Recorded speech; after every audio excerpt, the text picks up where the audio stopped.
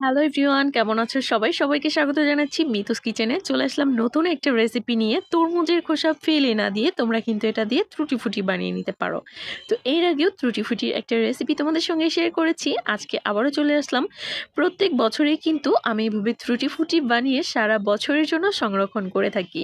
তো দেখো, আমি আজকে তোমাদেরকে ফুল প্রসেসটা দেখিয়ে দিচ্ছি।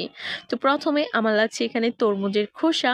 তো এখানে যে উপরের সবুজ অংশটা আছে এটাকে বাদ দিতে হবে, আর মধ্যে লাল অংশটা যে আছে একটু একটু, এটাকেও কিন্তু পুরোপুরিভাবে বাদ দিতে হবে। মানে খুব ভালোভাবে ছোট ছোট পিস করে আমি খোসাটাকে ছাড়িয়ে নিব, আর লাল অংশটাকেও বাদ দিয়ে দিব। আর তারপর এখান থেকে একদম ছোট ছোট পিস করে কেটে নিতে হবে। তো দেখো, খোসাটাকে কিন্তু আমি বাদ দিয়ে দিয়েছি একদম পুরোপুরিভাবে, লাল অংশও নেই আর উপরে সবুজ অংশও নেই। তো এখন হচ্ছে এখান থেকে একদম ছোট ছোট কিউব করে কেটে নিতে হবে। আর টুটি ফুটির সাইজটা তো তোমরা জানোই, একদম ছোট ছোট হয়। সেমভাবেই তোমরা কেটে নিবে। তোমরা চাইলে কিন্তু বটি দিয়েও কেটে নিতে পারো। তো আমি এখানে একটা ন্যাপি দিয়ে কেটে নিচ্ছি।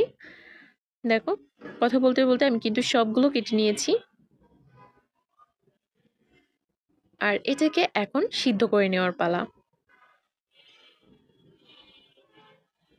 কাটিংটা আমি কিভাবে করেছি বুঝতেই পেরেছো। একদম ছোট করে কিন্তু কাটা যাবে না, কারণ এটা শুকানোর পরে কিন্তু অনেকটাই চেপে যাবে, মানে অনেকটাই অল্প লাগবে, ছোট লাগবে।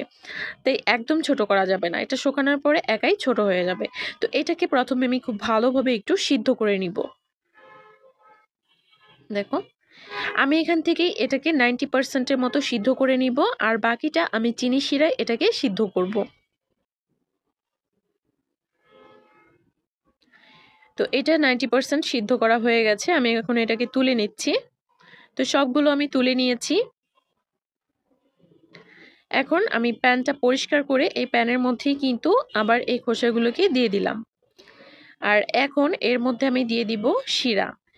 তো আমার হাতের কাছে চিনি ছিল, কিন্তু যেহেতু মিষ্টি বানানোর শিরাটা ছিল, আমি কিন্তু শিরাটাকে এখানে কাজে লাগিয়ে দিলাম। মানে এখানে আমি শিরা দিয়ে দিচ্ছি। আর তোমরা যদি এখানে চিনি দাও, অবশ্যই খোসার পরিমাপ অনুযায়ী কিন্তু চিনিটা দিতে হবে। তো আমি এখানে যদি চিনি দিতাম, আমি এখানে মোটামুটি 1.5 কাপের মতো চিনি দিতাম, আর শিরাও কিন্তু আমি ওই পরিমাপেই দিয়েছি।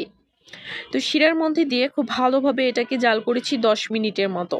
শিরাটা খুব ভালোভাবে শুকিয়ে যাওয়ার আগেই কিন্তু চুলা থেকে নামিয়ে নিতে হবে। আর অবশ্যই নেড়েচেড়ে জাল করতে হবে লো হিটে।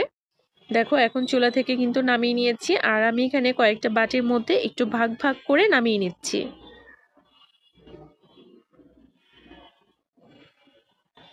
এখন আমি এখানে পছন্দ মতো ফুড কালার ব্যবহার করছি। তোমরা তোমাদের পছন্দ মতো যে কোনো কালার কিন্তু এখানে ব্যবহার করতে পারো। তবে অবশ্যই রেড কালারটা দেওয়ার চেষ্টা করবে, কারণ রেড কালার আর অরেঞ্জ কালারটাই কিন্তু সব থেকে বেশি ভালো লাগে। তো প্রথমে আমি কয়েক ফোঁটা করে দিয়ে দিচ্ছি সবগুলোর মধ্যে। একটার মধ্যে একটু সামান্য একটু গ্রিন ফুড কালার দিয়ে দিলাম। এখন খুব ভালোভাবে মিশিয়ে এটাকে সারা রাতের জন্য রেখে দিতে হবে।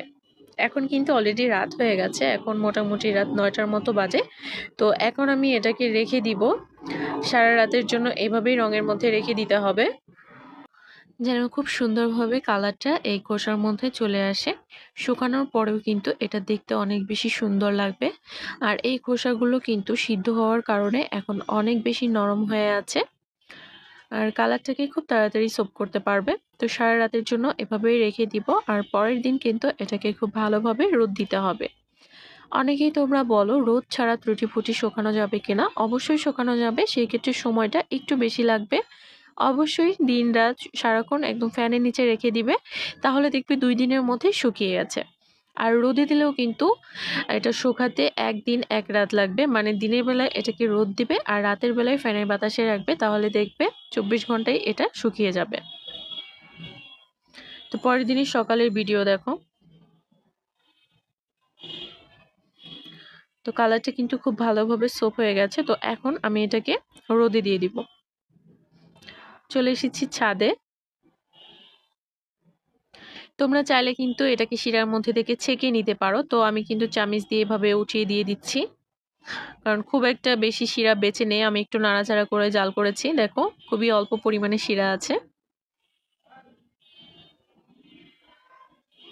আমি ভিডিওটা এখানে বেশি কাট করিনি তোমাদের বোঝার সুবিধার্থে। যে কোনো রেসিপি ফলো করার আগে যদি সকল টিপস ফলো করো তাহলে কিন্তু রেসিপিটা পারফেক্ট হবে।